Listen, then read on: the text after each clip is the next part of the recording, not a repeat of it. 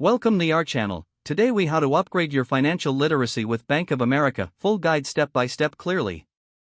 Begin by identifying your current level of financial literacy. Assess your understanding of basic financial concepts like budgeting, saving, investing, and credit. Visit the Bank of America website to explore their financial education resources.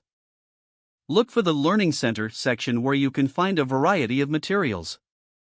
Browse through articles, videos, and tools designed to enhance your financial knowledge. Consider taking the interactive courses offered by Bank of America. Enroll in courses that cover topics pertinent to your financial goals.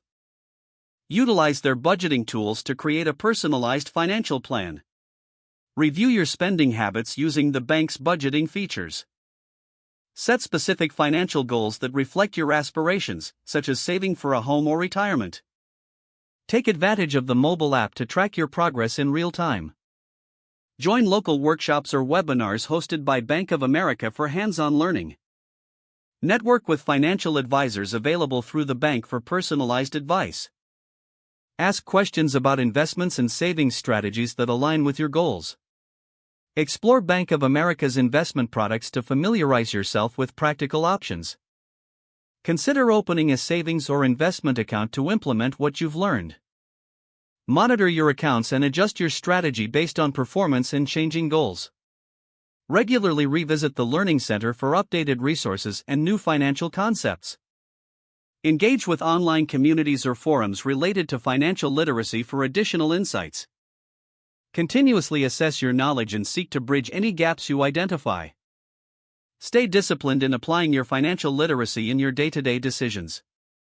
If the page does not load, refresh the browser or try again in a private or incognito window.